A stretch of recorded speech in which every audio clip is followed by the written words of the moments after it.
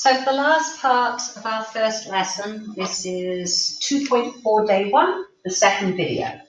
So find the possible zeros, then find the actual zeros. So we're looking for 3 zeros, and to find our possible zeros, all we need to do is look at our p's divided by our q's. This will give us our possible real rational zeros. There's probably 3 zeros, but whether they're all real and rational, we'll find out. At least one of them hopefully will be. So our p's are all the factors of 2. So that'd be plus and minus 1 and 2.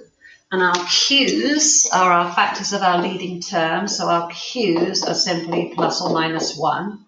Put those together in all your possible combinations, and all you've got is plus or minus 1 or plus or minus 2. So let's try those out and see which one. We want to find at least one. If we can find one real zero, real rational zero, we could divide it out and we'd be left with something that's x squared, and then we'd be able to factor that, hopefully. So let's try. Let's try to see if positive 1. So I'm just going to put that straight in, substitute it in. 1 cubed minus 6 times 1 squared is minus 6, plus 9 times 1 is 9, minus 2. That gives me 1 plus 9 is 10. Oh, no. That would give me, my brain's hurting. That would give me 2. So it's not a 0.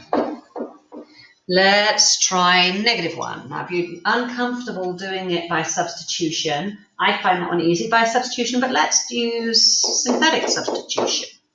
Let's put negative 1 in, and our coefficients are 1, minus 6, 9, and 2. And if we get a remainder of 0, we found a 0.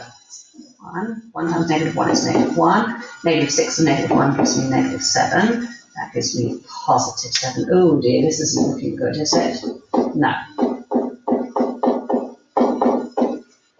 Okay, so we'll have to go back to the beginning again. Let's try and see if positive 2.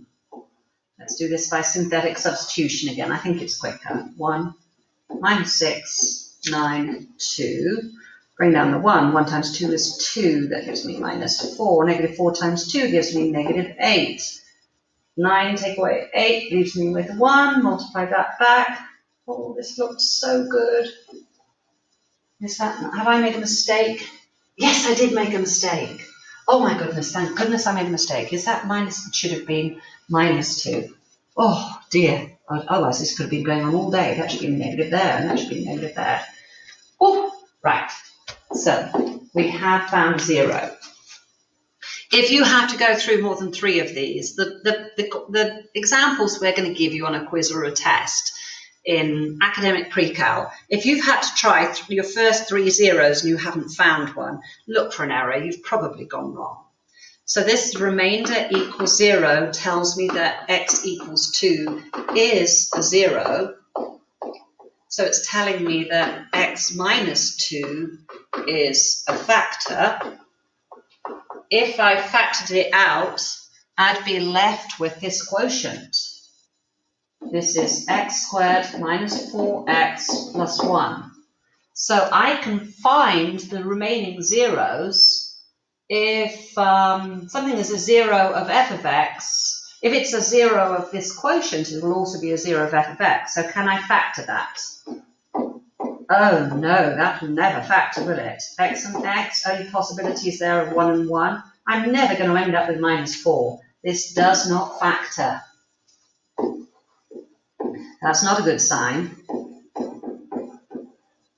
So to find the zeros, I'm going to have to use, no choice, have to use the quadratic formula. Do you remember what it is?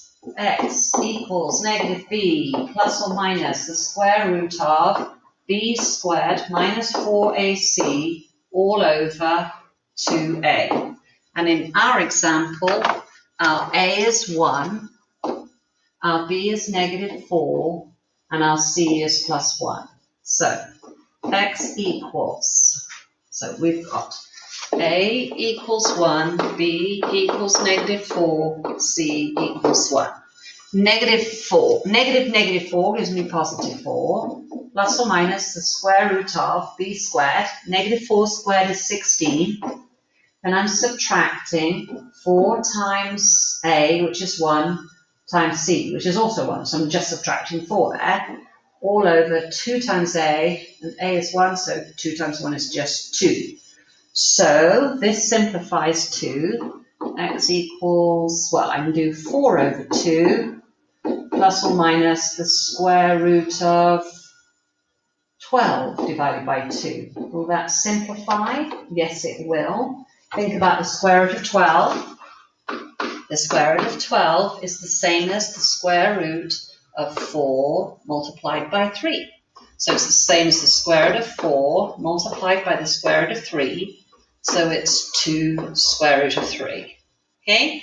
So what I've got here is x equals 4 divided by 2 is 2, plus or minus the square root of 2 root 3 over 3. There's 2 over 2. I was rushing ahead, wasn't I? Plus or minus the square root of 12 is 2 times the square root of 3. Divide that by 2. Those 2's cancel. So what we found here is x is 2 plus root 3, or x equals 2 minus root 3. Are 2 more zeros of my polynomial. What did the question say? It said find the possible zeros, then find the actual zeros. There will be 3 actual zeros. And did we find them all? Let's write them down. Okay, let's write them all down, and then we're done. So those are 2 of them, and the other one we found was, I've lost it. Was it x is 2? Yes, it was. And x equals 2. So we have here 3 actual zeros. Okay, that wasn't a very nice question. It's a good one to go over, though. It's going to be just like when you're doing your homework. This is how you're going to have to try and do question number 44 on your homework. Let's pause the video there.